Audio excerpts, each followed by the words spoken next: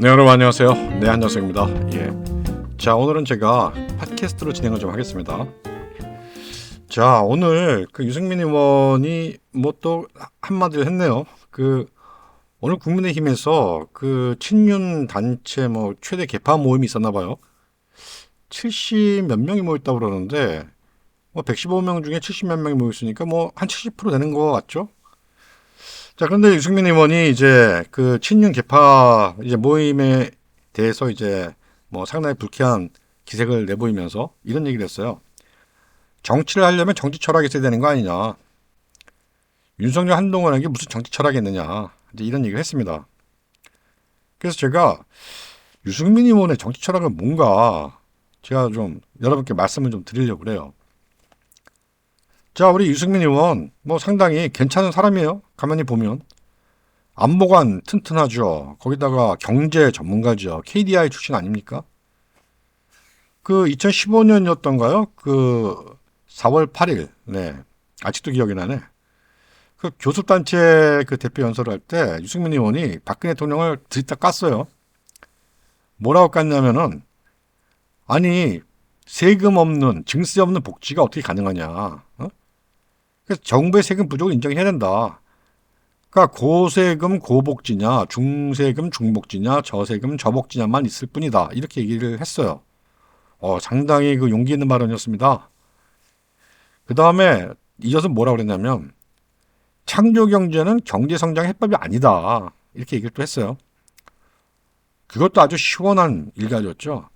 뭐 창조경제라는 게 사실 그게 뭐 개념이 있었습니까? 그러니까 유승민 의원이 다들 박근혜 대통령의 눈치를 보고 있을 때 그렇게 과감하게 얘기를 한 거예요. 상당히 뭐 신선하고 충격적이었죠. 그래서 그때부터 이제 야 유승민 저거 저 자식 말이야 못 쓴다라고 친박들이 막 공격을 하기도 했지만 한편에서는 야 그래도 유승민 의원이 그래도 제대로 된 안목을 갖고 있는 거 아니냐 또 이렇게 보는 평가가 있었습니다.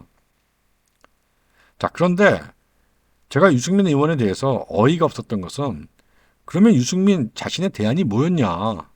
창조경제가 성장 해법이 아니라면 뭘 갖고 그러면 성장을 할 거냐. 여러분 기억나세요? 유승민 의원이 당시에 과감하게 깃발을 들었던 게 사회적 경제법이었어요. 예.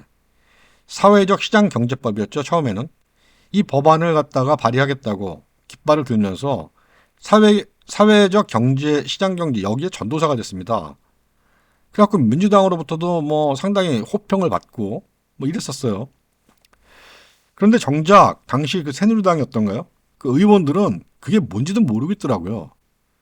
그래서 저하고 그다음에 제가 당시에 이제 바른사회 시민회의 운영위원이었는데 뭐 바른사회 시민회의하고 자유기업원하고 이 멤버들이 모여서 야 이렇게 가면 안 된다. 이거 설득을 좀 해야 된다. 의원들을 직접 만나 설득을 해야 된다. 이래가지고 국회에 가서 한 열흘 동안이었던가요? 그 새누리당 의원들 하나하나 만나서 이 사회적 시장 경제법이 왜 잘못인가? 이 법을 시행하게 되면 결국은 진보 좌파의 단체들만 배불려 주게 된다. 그리고 가장 중요한 사회적 그 기금, 사회적 경제 기금을 만들게 될 텐데 결국 대기업들이 또 여기 돈을 다 뜯길 거다. 그러면 그거 가지고 좌파 시민단체들만 장사하게 된다.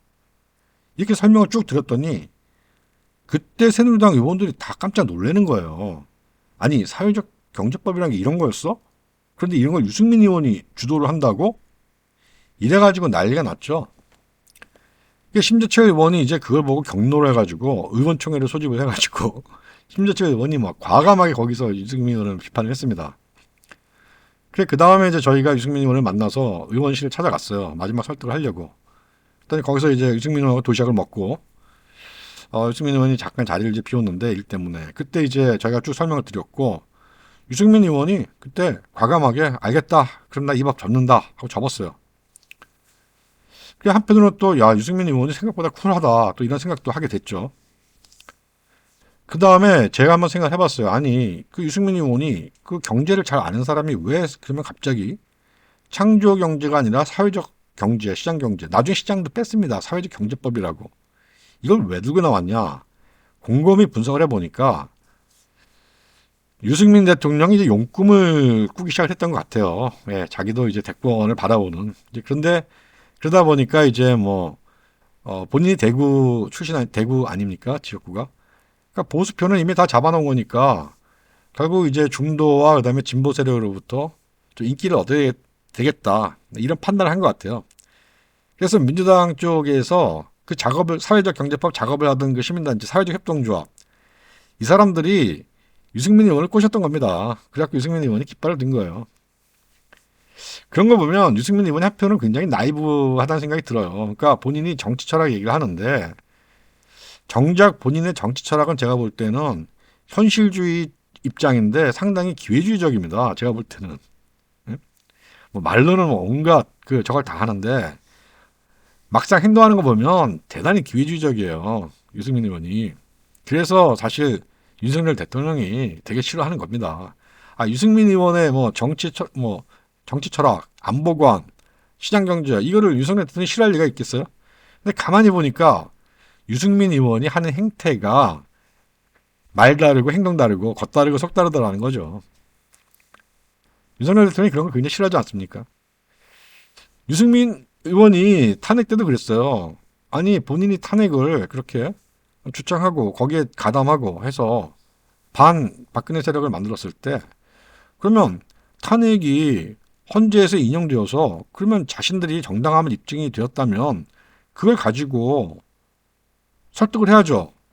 탄핵은 정당했다라고. 그런데 유승민 의원 그러지 않았습니다. 나중에 이 보수 쪽에서 거기에 대한 허탈감과 거기에 대한 이제 반론이 막 일어나니까 피해 다녔어요, 유승민 의원. 제 기억에 유승민 의원이 과감하게 맞서서 탄핵 무효, 탄핵 반대에 맞서서 제가 목소리를 내본 걸 들어본 적이 없습니다. 나중에 이제 윤석열 대통령이 이제 후보로 뛰어드니까 탄핵 이야기가 불거지니까 그때 가서 이제 탄핵은 정당했다. 나는 지금도 그것이 소신이다. 이렇게 얘기를 하는 거죠. 다 정치적 계산이죠. 그 얘기 새누리당에 탈당했다가 다시 들어올 때 그 얘기 왜 못했어요? 왜 못했냐고. 아니 황교안 대표가 탄핵을 세모라고 이렇게 말도 안 되는 소리를 하고 돌아다닐 때 유승민 의원은 뭐 했냐고. 탄핵 세모라니 무슨 말이야. 나하고 토론하자. 공개 토론하자. 왜 그런 소리 왜 못했냐고. 그러니까 본인도 상당한 그 현실주의 입장에서 계산을 하고 다녔던 거야. 계산기 두드리고 다니면서. 그러니까 인기를 못 얻는 겁니다. 아니 유승민 의원이 정말로 그렇게 신선하고 본인이 소신이 있고 그렇다면요.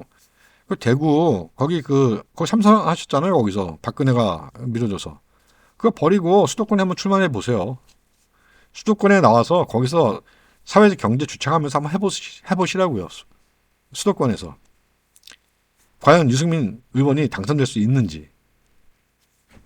여러분 정치라는 게 적과 동지의 질서 아닙니까? 그러니까 동지가 하는 짓이 미우면 그 동지를 설득을 할 생각을 해야지. 그 동지를 사람 보는 앞에서 개박살을 내놓고 그 반사 이익으로 내가 이익을 누리겠다. 이거 이준석이 가진 수법이잖아요.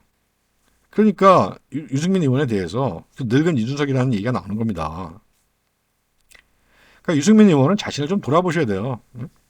아니 이렇게 머리 좋고 집안 좋고 돈도 많고 이런 분이 왜 그렇게 정치적 행태를 보면 상대방을 조져서 그 반사이익을 얻는 왜 여기에만 골몰하느냐. 지난번 대선 경선도 가만히 보니까 너무 지독하더라고요. 나중에 대선 끝나면 다 같이 어차피 한 동지가 되어서 갈 사람이고 유승민 의원이 그 당시에 대선에 당선될 가능성도 없었는데 아니 왜 그렇게 윤석열 대통령 후보에 대해서 어느 선을 지켜야지. 윤석열 대통령이 후보가 결국은 당선이 되면 다 같이 가야 할 다 같은 정치적 동지가 될 텐데 거기서 결국은 돌아오지 못할 강을 건너버리고 독고다이를 하면서 그래서 얻은 게 뭐냐고요. 없잖아요 아무것도. 그러니까 이제 그런 상태에서 당대표 나오겠다 하니까 당연히 민주당 지지자들하고 여기 사람들이 역선택 표를 보내는 거 아닙니까? 그러니까 역선택 그 표를 갖다 또 국민의 뜻이라고 또 얘기를 해요. 그러면서 당원 투표비를 높이려고 하니까 그러면 벌어진다고 얘기를 하는데 여러분 민주당 당대표 뽑을 때 그거 책임당원하고 일반 당원 나눠서 그 100% 당원 선거였어요. 아니 민주당이 당대표 선거할 때 무슨 뭐 국민 일반 참여를 뭐 했습니까? 그런 거 없. 그게 뭐 그게 얼마나 돼요 그게. 결국은 책임당원 그 기관당원하고 해서 순회 경선하면서 결국 민주당 당원들 투표로 뽑은 거 아닙니까? 아니 그런 건 왜 지적을 안 하냐고. 그래서 유승민 의원은 제가 볼 때는 이제는 정치를 더 이상 하시면 안 됩니다. 네. 그러니까 본인이 마이크 잡고 말을 할 때의 그 말과 말의 논리와 본인의 행동이 일치가 안 돼요. 정치인은 말은 필요 없어요. 정치인의 말이 그 누구는 말 못해요. 결국 본인이 실천과 행동을 어떻게 하느냐 여기에 따라서 그 자신의 결국 인기가 결정되는 겁니다. 물론 말로 먹고 사는 정치인들도 있죠. 그래서 고민정 의원 같은 경우는 아무리 말 그렇게 한다고 하면 그게 뭐 다음에 고민정 의원 당선되겠어요? 마찬가지입니다. 유승민 의원도 실천으로 보여라 이겁니다. 실천으로 자신의 그 주장을 본인이 정말 그렇게 깨끗한 보수, 정의로운 보수가 되고 싶다면요. 그 박근혜가 그 깔아준 꽃길 깔아준 대구에서 3선 그거 이제 포기하시고 한번 나와 보세요. 저쪽에 그 수도권 이런 데서 한번 나와 보시라고요. 수도권에 나오셔서 한번 본인의 정치 철학을 펼쳐 보세요. 몇 표나 얻나 한번 보게. 자, 제가 여기까지 하겠습니다. 여기까지 하겠고 그 유승민 의원은 당대표 뭐 나오지도 않겠지만 나와봐야 뭐 제가 볼 때는 뭐 별 의미 없습니다. 그러니까 본인이 자신의 현실을 좀 인지를 하고 아니 지금 다음 총선에서 국민의힘이 과반을 확보를 해야 전국이 안정이 되지 않겠습니까? 그래야 적폐 청산도 할 수 있는 거잖아요. 진보 민주적폐. 여기에 좀 하나의 미랄처럼 본인이 자기 희생을 통해서 결국 대권을 잡겠다. 좀 이런 구도를 좀 가져보라는 거예요. 맨날 머리로만 AI 지성 발휘해가지고 하지 말고 마음으로 정말 유권자와 지지자들을 사로잡을 수 있는 그런 정치 철학을 가지셔라. 제가 이 말씀을 드리고 싶습니다. 예, 감사합니다.